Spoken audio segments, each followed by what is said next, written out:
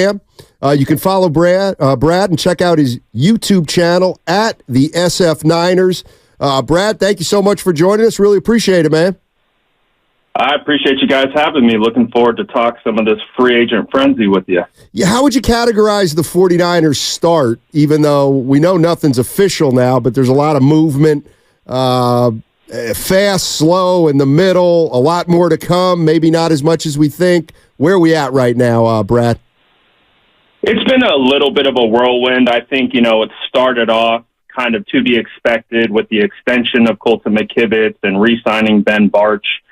Some offensive line movement and also bringing back Brandon Allen. But I think it got a little bit, crazy in a sense when news came out that Eric Armstead was released or planning to be released. We're still waiting on the official word when the designation will be for that. But then beyond that, seeing where some of the players are going and then seeing the San Francisco 49ers land defensive end Leonard Floyd and Yetur Gross-Matos, it's definitely been, I would say, a whirlwind at this point, but I would say it's right there in the middle. Brad, as far as Floyd, Gross-Matos, looking at two edge rushers, they lose a couple of interior linemen. You mentioned Armstead, also Kinlaw no longer here. I mean, the defensive tackle position looks thin. I expect them to do something there, but do you feel like the 49ers have made their biggest move or their biggest move is yet to come? I do feel like the Leonard Floyd, at least that's my sense, is going to be one of the bigger moves. That they opted to go out and get a pass rush specialist. He put up 10.5 sacks with Buffalo last year, and almost for the last 4 years has been either a double-digit sack guy or kind of flirting with double-digit sacks. So they went out and got their pass rusher. And then with Gross-Matos, he actually kind of feels like a Charles Omenihu 2.0, kind of that Arden Key type defensive end that could be a big end on the outside and base down, kind of like what Cleveland Farrell did, who signed with the Commanders this morning, and feels like he can kick inside. But maybe the San Francisco 49ers are kicking the tires on DJ Reader. I know DJ Jones is a name that's been linked to the 49ers for interior defensive tackle, but it does feel like, just kind of based on the way the market's playing out and the moves are going, it feels like they may have made their biggest move. But at the same token, the San Francisco 49ers do surprise us from time to time. So I'll leave that out there. You never know with some of the moves that they can make. Brad Graham joining us on 95.7 The Game. You can follow Brad and check out his YouTube channel at the SF Niners. One big name we heard, and some would say his name might be bigger than his game, but is Nick Bosa's brother, Joey Bosa. How realistic would something like that be, and could the 49ers even squeeze him in under the salary cap right now? Well, from what it sounds like, it appears teams are just kind of waiting and seeing what the Chargers are going to do with both Joey Bosa and Khalil Mack, if they are looking to trade and or just wait for their release potentially. As we know Jim Harbaugh took over, so they have a new regime and going in a different direction. So I think part of it is just waiting and seeing if those guys do become available via release. And then I definitely could see the San Francisco 49ers pouncing on either one of those. And I think one of the common denominators there is Brandon Staley. And one of the things that we heard, as Brandon Staley got hired to the defensive coaching staff, is that he loves Leonard Floyd. And so he coached him with the Rams when he was the DC in Los Angeles. So maybe there is a connection there where the San Francisco 49ers have a voice internally where they feel comfortable enough to go after a guy like Joey Bosa. I've seen Joey Bosa's mom definitely, putting it out there on social media that she would love to see that reunion. And I would say most fans would love to see. I mean, who wouldn't want to see bookend Bosa's out there getting after the quarterback? So I do think it's a possibility, but I also think it's kind of a wait and see period at the moment. Well, Brad, we saw yesterday that the largest contract that was handed out was to Kirk Cousins, and $45 million a year, $30 million guaranteed per season over the 4. When you look at next year and the kind of contract negotiations that seem like they're inevitable with someone like Brock Purdy, where does that contract take your mind? Because Daniel Jones got 40 per last year. Kirk Cousins got 45 this offseason. Do you feel like something north of that is out of the realm of possibility for Purdy? And just how did you interpret the Kirk Cousins signing in Atlanta in regards to where the 49ers are probably going to have to put their money where their mouth is with their quarterback? Absolutely. And as we know, if Brock Purdy comes out and has another stellar year with the team, he is going to be making a big money. And so when I saw the Kirk Cousins deal, that to me felt like a strong baseline, at least at minimum, like a potential starting conversation for Brock. Now, obviously, there is an expectation that the cap will continue to rise. And so we will see contract values rise as well. I believe we're still waiting for a potential contract extension of Dak Prescott, who's been rumored to get upwards of $60 million per year.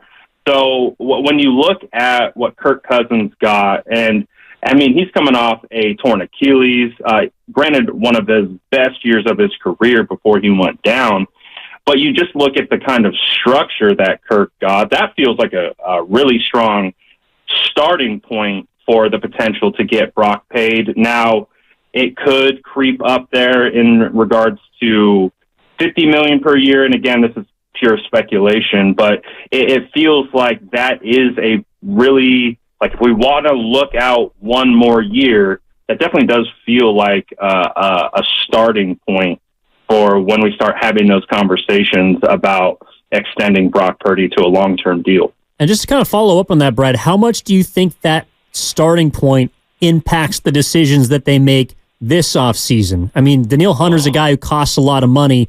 We just saw Brian Burns get extended for $150 million. Those kind of big boy, big bag players, do you feel like they're out of the 49ers' range just because of that figure you're discussing for next season with Brock?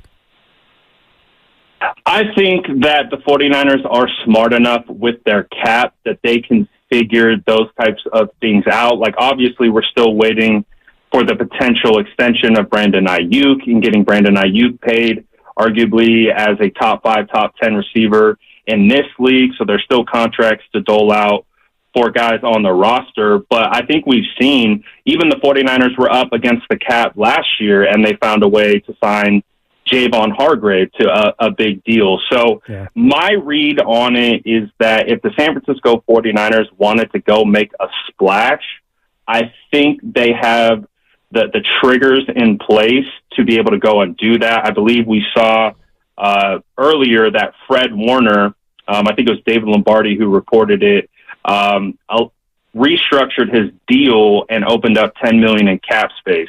So we know that the 49ers can trigger restructures and also extensions. We saw they extended George Odom as well not too long ago, the all-pro safety, from a special teams perspective. So again, I'm not a cap expert. I'll be fully clear with that.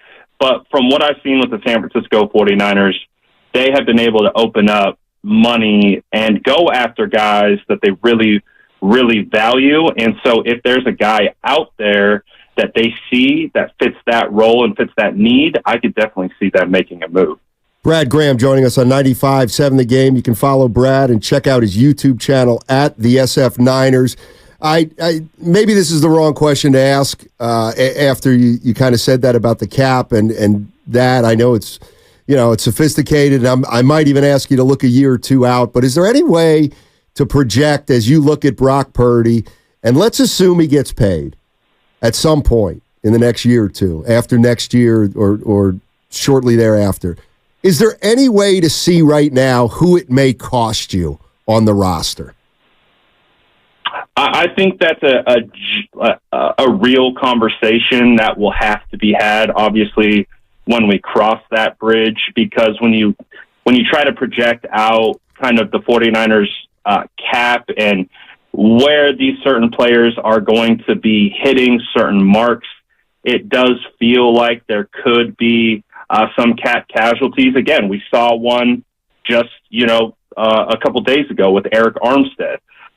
We've heard that The 49ers have approached Kyle Juszczyk about a potential restructuring or a revised contract. So I think it's in our future. Obviously, all good things come to an end. And when you have to pay guys like Brock and pay the quarterback, one of the benefits of him being on a rookie deal is you can absolutely build around him right now and put as many pieces in order to take advantage of that window. But obviously, when you pay the quarterback, you have to make adjustments. So I don't think that's out of the range of possibility at all. I think within the next year or two, we could see this team look a little bit different. I just got one more for you, Brad. As far as the Niners, and I know it's early in free agency, early in the legal tampering period, but what are your biggest wants for this team in free agency? What do you want to see addressed? I think it would be great if the San Francisco 49ers could go out and find a way to get a potential starting cornerback. I have all the faith in the world in Charvarius Ward and Diamador Lenore, but one of the things that Demo provides is his inside-out versatility. He can play in the slot. He can also play outside corner. And I think one of the things that we saw with the 49ers down the stretch is they didn't really feel comfortable with three cornerbacks. I think they felt comfortable with the two. So going out and maybe targeting a veteran at that position, also maybe a veteran depth at safety. You've got guys like Micah Hyde or Jordan Poyer out there that could also be an option. That's kind of where I'm looking, because it feels like the 49ers, outside of potentially re-signing Jonathan Feliciano, feel pretty content on the offensive line. So I think defense continues to be a big focus on kind of retooling to ensure that the 49ers can go on a deep run next year. So that's kind of where I'm looking at right now. Hey, Brad, really appreciate it. Thank you so much for joining us, and we look forward to talking to you in the future.